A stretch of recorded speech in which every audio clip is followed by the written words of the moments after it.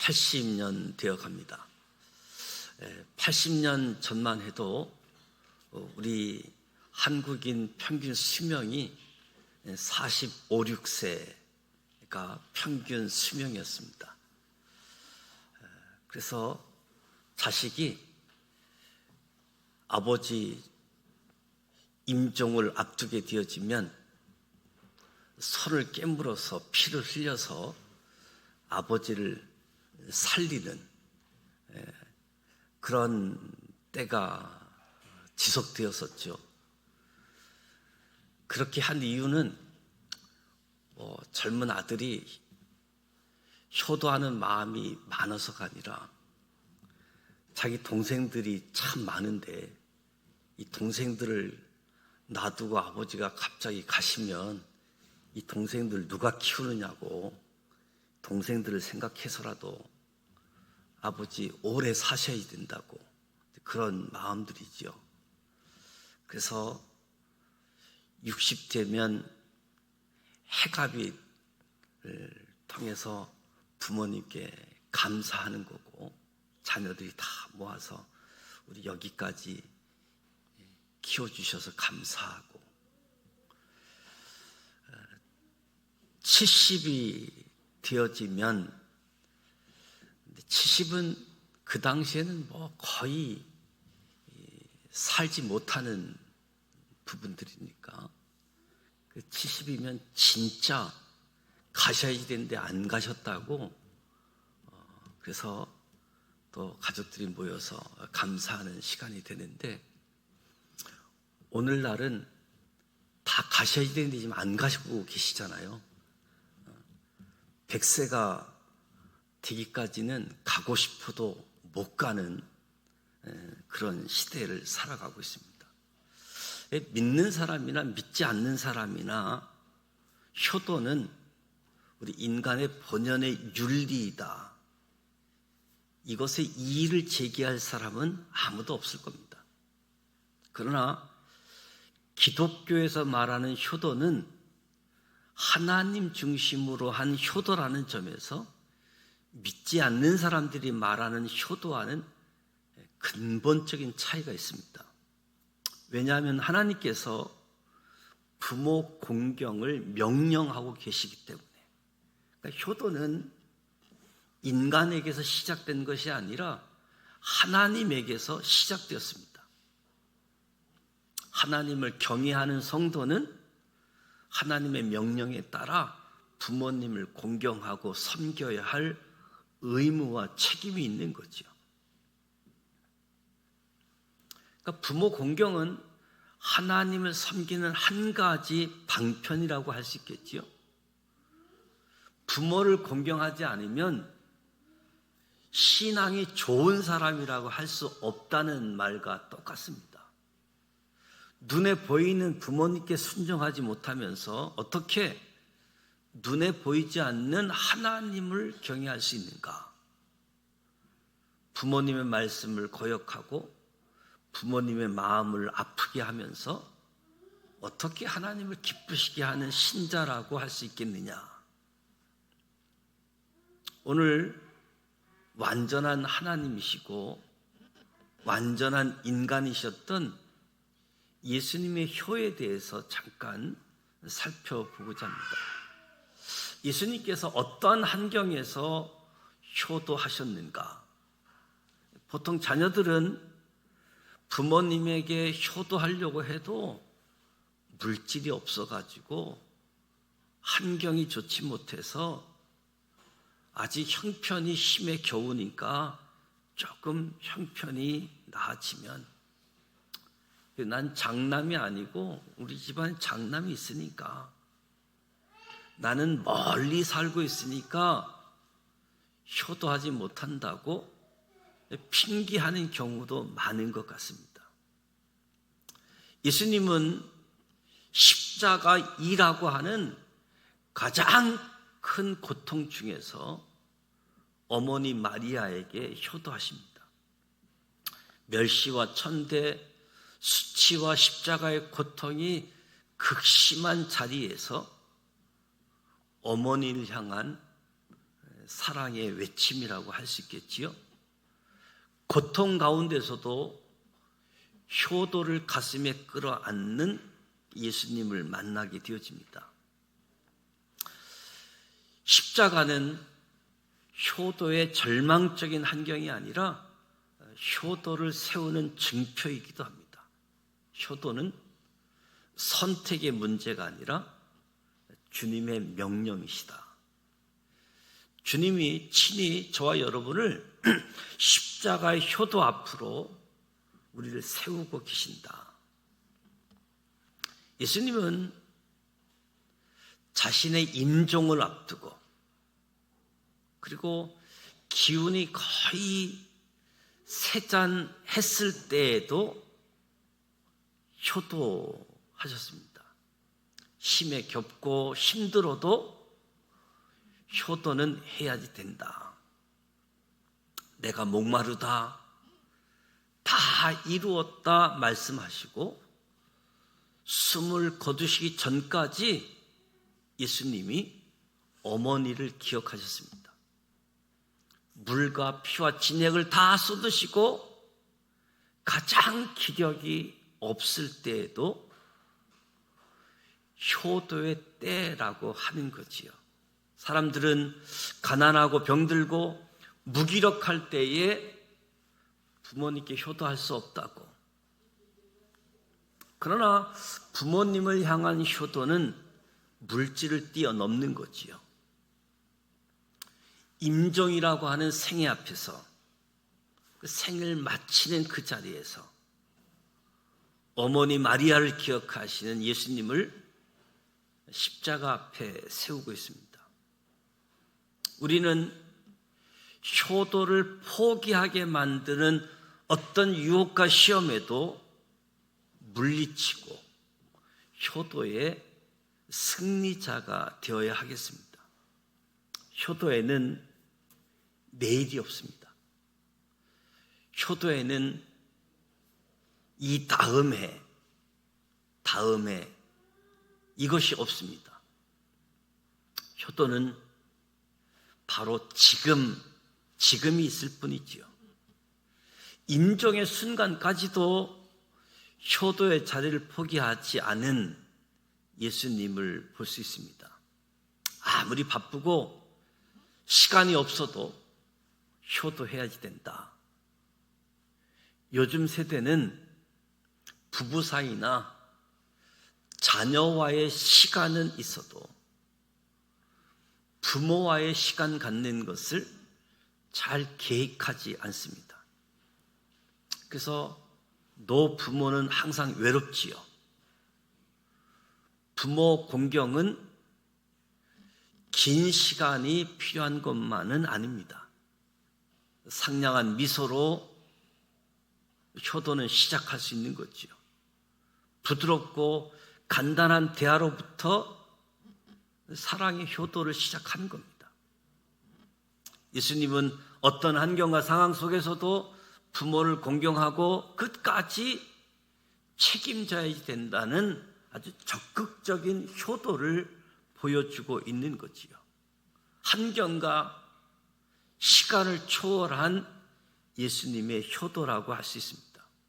우리 사회가 어떻게 변하든지 부모에 대한 책임을 저버릴 수는 결코 없지요.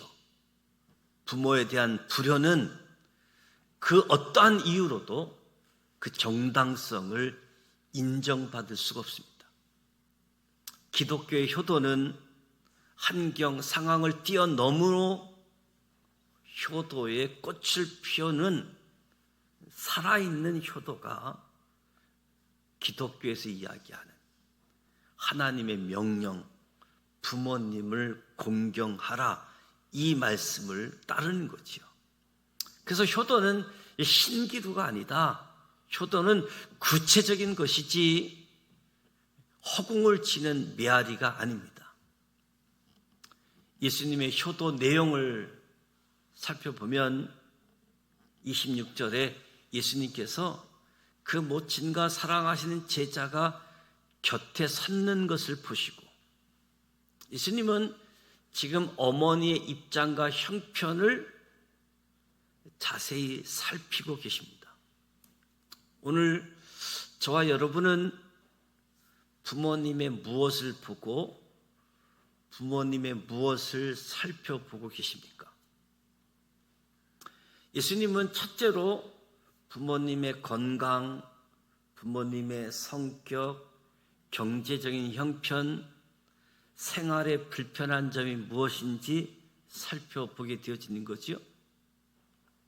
저와 여러분도 먼저 부모님의 모습을 자세히 보아야 된다. 구부러진 허리, 거칠어진 손, 휘어진 머리카락. 부모님의 형편을 살피는 눈은 부모님을 사랑하는 깊이와 비례하게 되어지죠.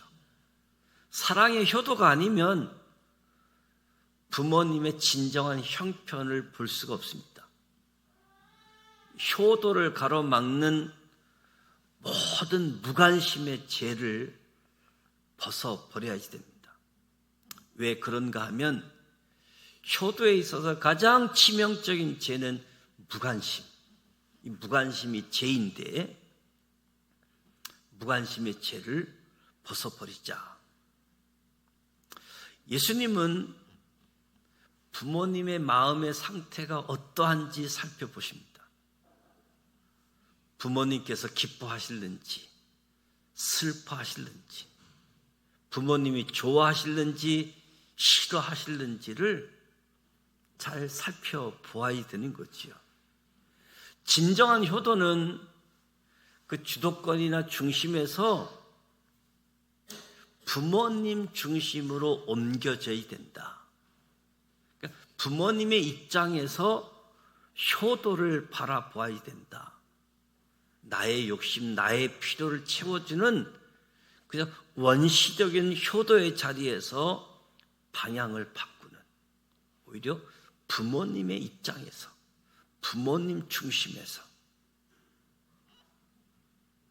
그래서 하나님이 나에게 이탁하신 내 부모를 주 안에서 공경하라는 명령이 이루어지기까지 부모님의 마음을 깊이 살펴보아야 된다. 다시 말하면 하나님의 관점에서 효도의 마음을 가져야 된다. 그것이 진정으로 부모님의 마음, 부모님의 정신을 살필 수 있게 되어지는 거지요. 부모님의 마음을 읽어보자. 셋째로 부모님의 정신적인 고통이 무엇인지. 십자가 위에 예수님은 십자가 아래 어머니 마리아의 고통 가운데서의 효도이지요. 자식이 십자가 위에 매달려 있는 모습을 바라보는 그 찢어지는 아픈 가슴을 소유한 어머니 마리아의 고통을 품은 그 예수님의 마음이 우리의 마음을 통해서 부모님에게 그대로 전달되어야 되는 거지요. 이것은 우리가 예수님의 마음을 품는 것이라고 할 수 있겠죠. 예수님의 마음을 품고 십자가에 매달려 있는 자식의 아픈 고통, 그 찢어질 듯한 그 고통을 품은 어머니를 살펴보는 거죠. 한 걸음 더 나아가 아들을 잃게 되어진 어머니 마리아의 외로움과 고독을 살펴봅니다. 노인들에게 있어서 가장 심각한 문제는 외로움이라고 하는 내부의 적이지요. 대화의 대상이 적을 뿐만 아니라 대화의 파트너가 없습니다. 그래서 홀로 살고 계시는 분은 하루 종일 TV를 틀어놓고 있잖아요. TV 보지도 않고 듣지도 않는데 혼자 있으면 그래서 늘 TV를 틀어놓고 TV가 떠드는 소리를, 그만큼 외로움의 내부의 적에 있는 거지요. 보다 적극적으로 이야기한다면 애로움과 함께하는 것이 효도이다. 효도는 멀리 있는 것이 아니라 가장 가까이 있는데 몸과 마음으로 함께 더불어 생활하는 것, 더불어 생활하는 것. 부모님과 함께 웃고, 함께 울고, 함께 아파하고, 함께 의논하고, 함께 자고, 함께 식사하고, 함께 애출하는 것. 이것이 효도를 만들어가는 것이라고 이야기할 수 있겠지요. 여자여 보소서 아들이니이다. 이 말씀은 십자가에서 온 몸으로 말씀하시는 예수님이지요. 예수님께서 어머니 마리아와 대화할 수 없는 상태에서 대화를 하는 겁니다. 부모 자녀 간의 모든 문제는 대화를 통해서 해결해야지 되는 거지요. 대화가 서로의 갈등을 줄여가는 첫 단추이기 때문입니다. 대화가 없는 곳은 살아있다 하는 이름은 있으나 보이는 지옥이라고 할 수 있겠지요. 그래서 지난 목요일 어버이날을 보냈지만 예배 후 늦었을지라도 우리 모든 성도들은 부모님에게 전화 한 통을 할 수 있도록, 아니 그날 만나셨다라고 할지라도 오늘 예배 후 전화기를 통해서 소통할 수 있도록, 아니 돌아오는 휴일 부모님과 함께하는 계획을 세워보는 것도 좋을 것 같습니다. 부모님의 마음에 응어리져 있는 그 아픔, 슬픔, 분노, 한의 응어리를 녹일 수 있는 대화를 시작하는 겁니다. 먼저 사랑으로 다가서서 무거운 짐을 함께 나누어 줘야 되는 거지요. 예수님은 효도가 무엇이고 효도를 이룰 수 있는 길이 무엇인가를 친히 보여주고 있습니다. 여자여 보소서 아들이니이다. 보라 내 어머니라. 그때부터 그 제자가 자기 집에 모시니라. 부모님의 어려움의 문제에 대한 분명한 대책과 해결책이 있어야 되는 거지요. 효도는 단지 말 그 이상이어야 됩니다. 예수님처럼 자기가 할 수 없으면 다른 사람의 협조를 얻어서라도 부모님을 공경할 줄 알아야 된다는 거지요. 예수님의 제자였던 요한은 스승의 모친을 자기 집으로 모시고 왔습니다. 자기 부모도 모시기 싫어서 서로 미루는 세상에 요한의 태도는 아주 모범적인 모습이라고 할 수 있겠지요. 오늘 홀로 고독사, 혼자 세상을 떠나는 일들이 옛날 얘기가 아니라 오늘 자주 접하게 되어지는 현실입니다. 말세의 특징 중 하나가 부모를 거역하는 겁니다. 세상이 악하여 부모님에게 불효하는 것이 점점 일반화되어져 가는 세상이 되었습니다. 그러나 천지는 변해도 변하지 않으시는 하나님의 말씀은 내 부모를 공경하라는 명령의 말씀이지요. 어찌 부모님의 사랑이 한 번의 구호로 해결되겠습니까? 어찌 부모님의 향한 사랑이 한 번의 다짐으로 가능하겠습니까? 부모님에게 효도하는 것이 점점 어려운 시대가 되어가고 있습니다. 오늘은 부모님이 노인 세대일 뿐만 아니라 자기도 노인 세대가 수명이 길어지다 보니까 어느덧 자식도 노인이 되어진, 노인이 노인을 돌볼 수 없는 그런 환경, 그런 시대가 되어졌지만 부모님을 효도하는 것이 점점 어려운 시대가 되어가고 있지만 바쁘고 피곤하고 부모님과의 대화마저 단절된 시대를 살아가지만 부모님에게 무관심하고도 아무 양심의 가책마저 느끼지 않는 시대가 되어졌지만